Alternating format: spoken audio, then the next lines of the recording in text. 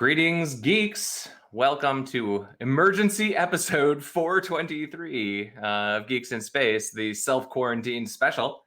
I'm Rob Commander Taco Malda, and I'm here today with two of my most favorite of geeks, Slide Switch, Chris DePona. Hello. Rob Roseboom. Hello. This is my 1384th day of self-quarantine. Is it working for you? I got a big jump. So I figured I'm just going to coast through the quarantine from now on. I feel like I've effectively been on self-quarantine now for about 4 years. Yeah, that puts you somewhere around 1,000 days. Yeah. I am the opposite. I'm extremely extroverted and social. Well, I don't know if I'm extremely extroverted, but I am social.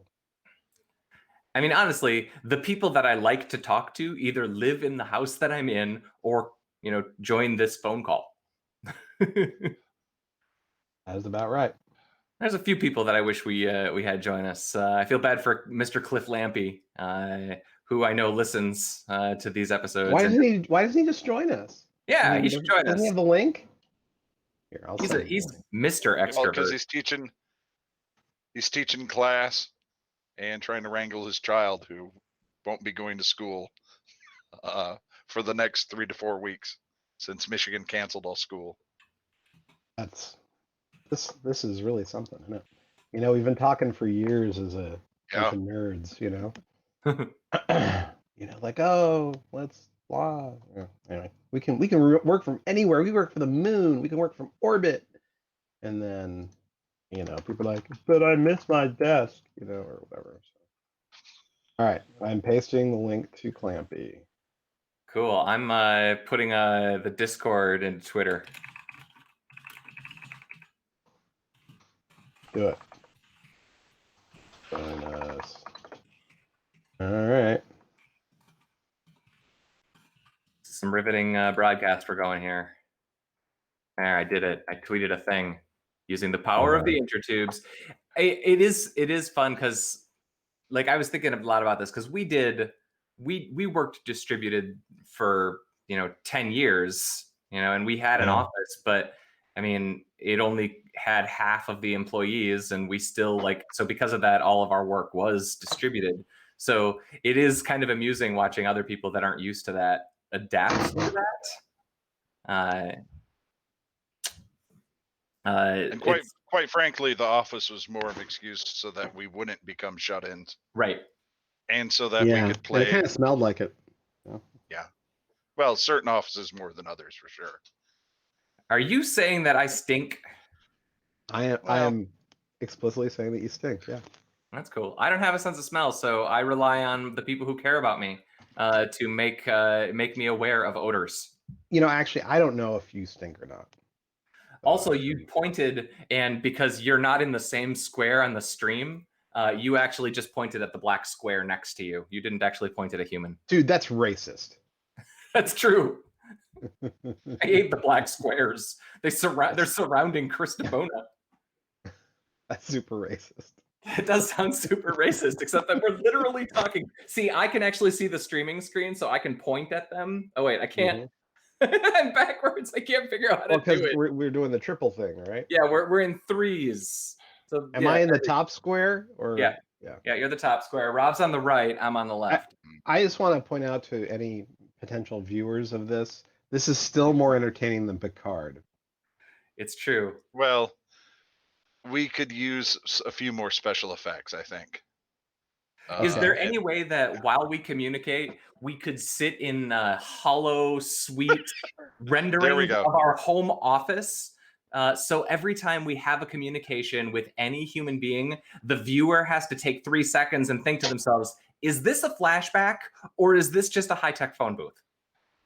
And when did he ever care about holodecks? I mean, unless he was doing some Mark Twain thing.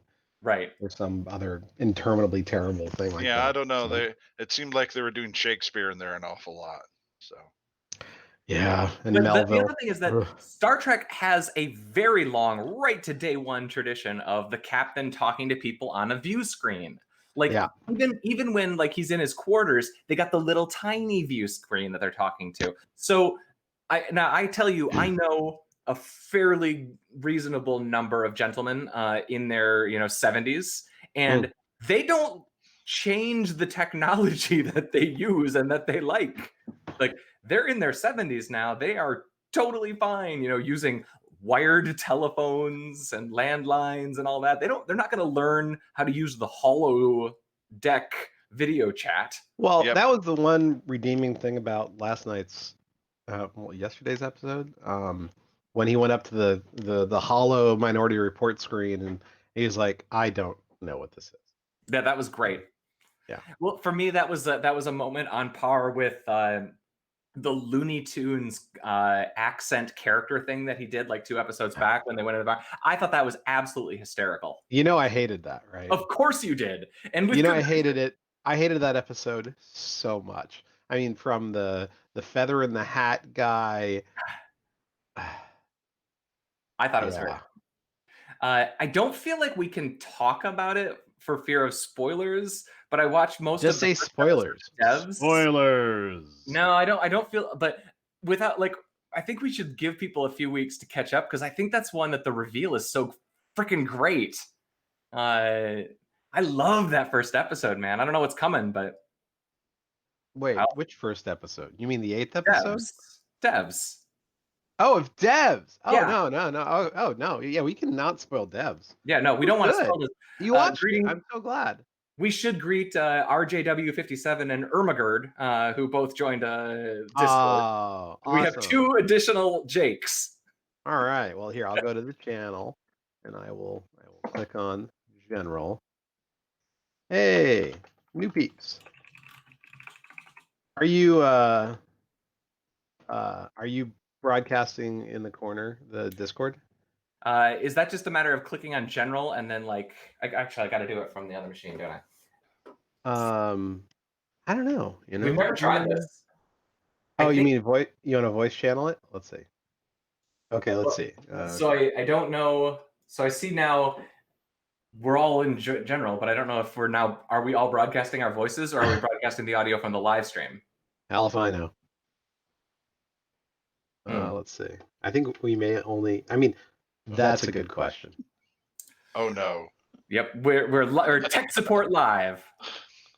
Well, here, let's keep talking about cool stuff. All right.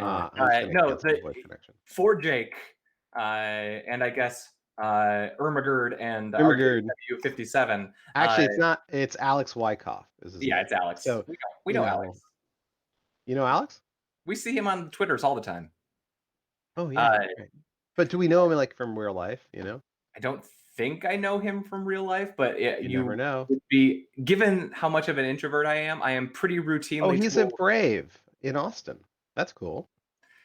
Oh, now he's responding. He must be. He's live, dude. It's happening. It's happening. It's happening. A real-time communication between Discord. Oh, he gave up. Oh no. Oh, that's probably a troll. He's probably trying to get us to click on something so that we get our our UIDs. Oh, it's StarCraft. Reporting for duty is what it said. Excellent. StarCraft. Excellent. Welcome, Alex. Fantastic.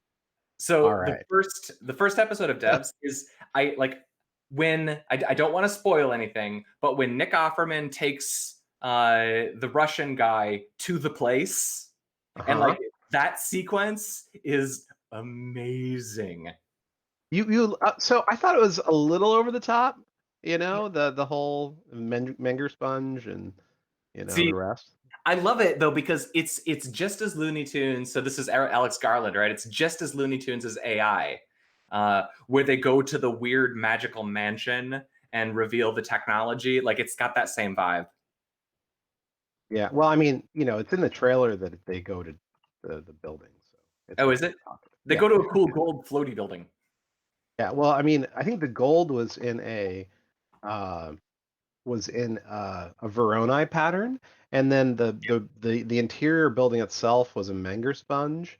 And it's like, when you talk to Alex Garland about this, he's like, yeah, man, I just loved the shapes, and it was so perfect for what we were going for. And I was like, yeah, so no, it's like, I'm pretty stoked. I actually I've got like 5 minutes left in the episode because I paused, so I could wash myself and put on clean clothing for the self-quarantine special. because I realized that I hadn't changed my clothes since yesterday. Yeah. Because I'm doing pretty awesome over here. I have to tell you, episode 2, the ending, the last 10 minutes of episode 2 are, I mean, they're almost breathtakingly well done, you know? And yeah, so that's all I'm going to say. I like Nick Offerman so much. I had no idea he was in it. Oh, you didn't know? Oh, yeah, he's great. No, I literally didn't even watch the trailer. You said I should watch it, so I did. Nice. That's the way to do things. Yeah, same. I love Offerman, and I didn't recognize him until you said it just right now. I'm like, holy shit. Holy crow, that was Nick Offerman. Yeah, and he's like, he looks kind of crappy. Like, I mean, I hate to say it, but acting, you know, to look that crappy. I mean, it took me, 48 years to look like this. Right? He's got what, 7 years of Parks and Recreation money. So that dude is doing okay. He does not need to look crappy. And isn't his wife? No, and in real life, he's actually it's Megan Mullany. Yeah, in real life, he's actually like, he's not even what I would consider substantial. I mean, he's not like actor skinny or anything. I mean, he looks like a Michiganian. Yeah. You know? Well, he looks like he could be one of the people that hangs out in the barn. Yeah, totally. Gentleman gatherings. Yes, exactly. Which are non-sexual.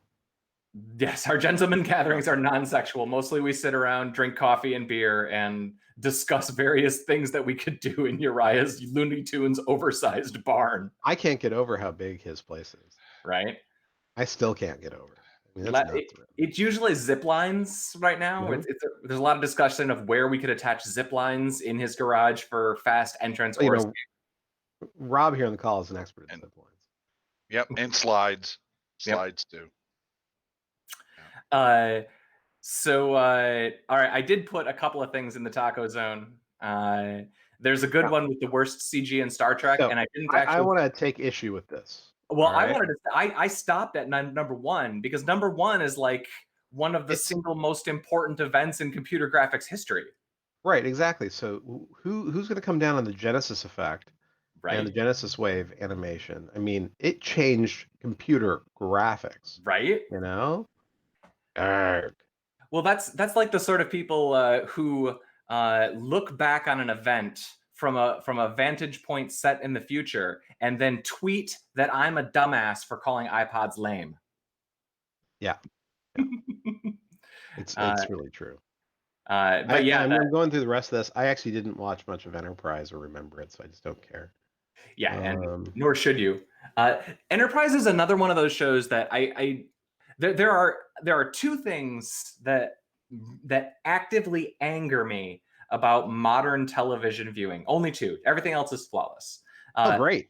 Yep, everything else is fine. There are 2 things. The first thing is there's literally no way for us to, like, we should be able to click a button, and I have 5 chairs in my living room, and I subscribe to a half a dozen streaming services. I should be able to click a button. We should all be able to watch it.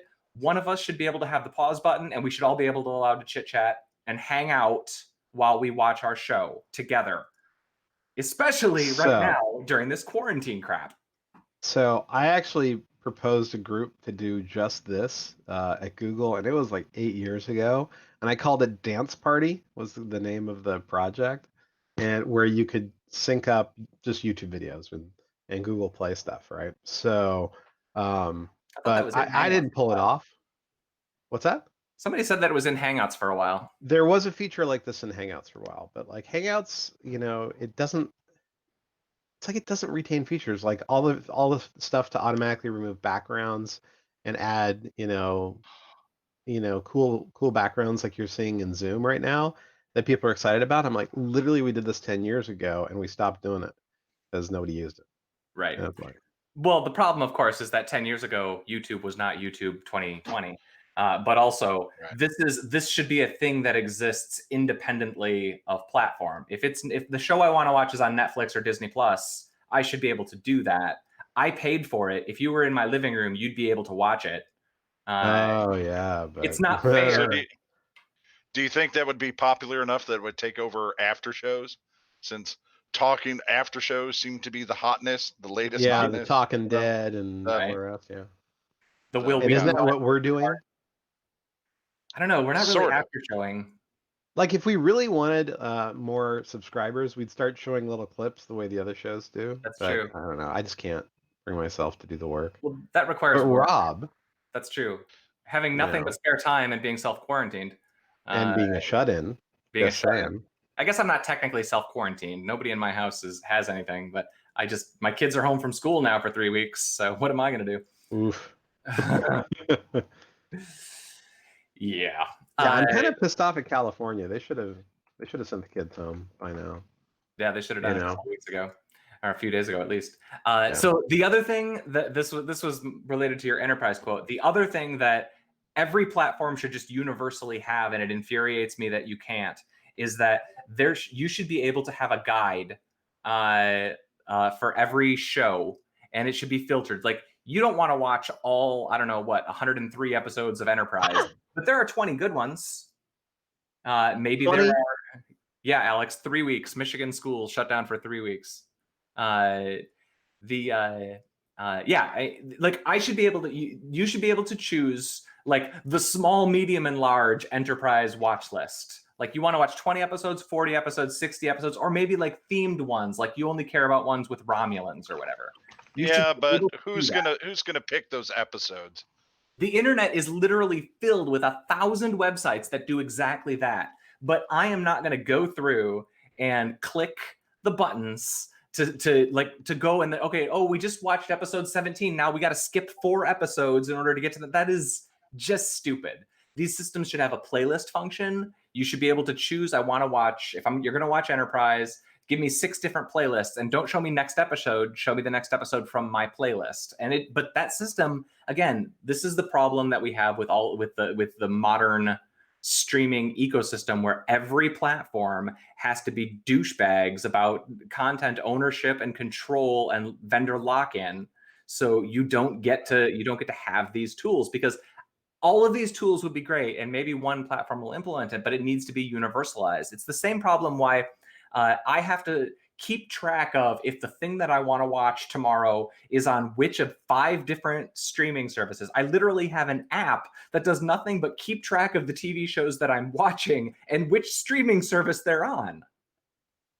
Yeah, well, the problem is where all the streaming services are basically what all the different cable providers were way back in the day.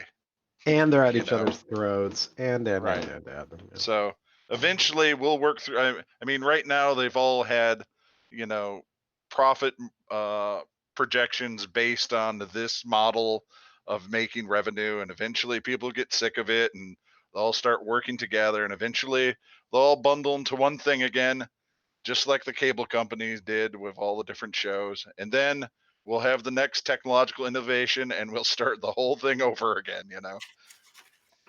Yeah, Popcorn Time was really nice from just a universalization standpoint. That's I guess the thing that really, and Netflix is the worst offender, I think, because Netflix won't share their data with anybody. It's like, at least with some of the other platforms, it's possible to like use some sort of universalized dashboard, but it's just not cool. It's just not cool. The thing that makes me the most angry is that TiVo had this like neatly solved in like 1999. It's just like, all right, here's every show that I want to watch. And then they got the pantsuit off them Yeah. for it, among other things. I mean, remember, our big debate was about lockering your own videos, and it seems like, I mean, you saw this week Plex got in trouble for this again. Yeah. Where they were coming down on Plex for allowing them to share video libraries, basically. And Plex is like, no, it's just people's personal videos, and it's like, But again, I say, if you walked over to my house, sat down, and breathed my air, you could watch my TV. So why can't we eat? And what I'm proposing is even less than what the Plex server allows, because the Plex server allows somebody to log in and watch a show a day later. I'm saying you're allowed to watch with me. I paid for my subscription to whatever Blumper. And if I choose to pause to go to the bathroom, you have to deal with my pausing. But we should be able to watch this together, and it shouldn't require us to jury rig us together a screen sharing and a hangout. Just so we're clear, we're just watching the show, not you using the bathroom too, right? Well, I'll keep my lav mic on. Can I ask a question? You've mentioned blumper now multiple times. Is that just your fill-in word for something, or is it an actual thing? Blumper is a fake streaming service made famous by Mark Maron during his stand-up routine. Oh, okay, he has a new stand-up routine now. Well, it's actually a little bit old, years old now, but yeah, okay. But it's the common refrain to any sort of streaming service here in Michigan. We call it blumper. What is that on? I think it's on Blumper. Yeah, it's on Blumper. I'd imagine blumper has funny connotations. I will go watch that. I like Mark Maron. He's pretty tolerable. He's a lot to take sometimes. Yeah. He's super intense, but yeah. I also shared a very amusing video where an overclocker rigged up some sort of aquarium to overclock his CPU. It's pretty cool. Oh, he was water cooling and killing fish, or? No, it wasn't a real aquarium. It was actually a legit product that was sold in the early 2000s. Huh. And it was like, it's a little aquarium and you put your little rocks in it. He put a little SpongeBob like aquarium toy into it. It's charming. Is it in the case? No, it's outside of the case, and but it's like the water block, the cooling block is actually an aquarium. Well, this one actually had a fan on top of the water to circulate the water, but with like the metal fins and everything. So it had a radiator. So it was like a radiator stuck in water with a fan and a pump. Like there was a lot going on. It was a terribly engineered idea, but it was cool. Okay, I see it now. Oh wow, he put a pineapple and everything in there. Yeah, it's a SpongeBob house, man. Yeah. Wow, that's something. So, I know this is going to dramatically affect everybody, but I think they're like all the major movies that were coming out in the next month are getting rescheduled. Yeah, well, I mean, No Time to Die started it, and I really wanted to go to that. I think that out of solidarity for all people, Disney should just hurry up. They finished shooting The Mandalorian. They should just season 2 start uploading episodes to YouTube. Wow, so really? What would cure COVID more efficiently than Baby Yoda? Right? I mean, he even has force healing through the television. Yeah. Yeah. That would be fantastic. I call upon Disney. But upload it to YouTube so we can all share it.